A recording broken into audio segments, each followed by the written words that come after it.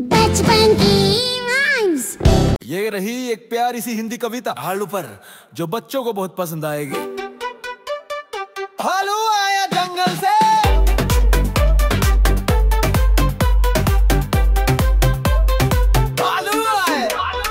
भालू आया जंगल से, लाया शहद वो डिब्बे से। मोटा सा है, प्यारा सा है, चलता जैसे लोटा सा है। काले रंग का कोट पहनता, मछली पकड़े नदी में बहता। झूम झूम कर गाना गाए, शरारत में सबको भगाए। पेड़ों पर वो चढ़ता जाता, फलों से पेट भर कर आता। हमें सिखाता बात ये प्यारी, प्रकृति से है दोस्ती हमारी।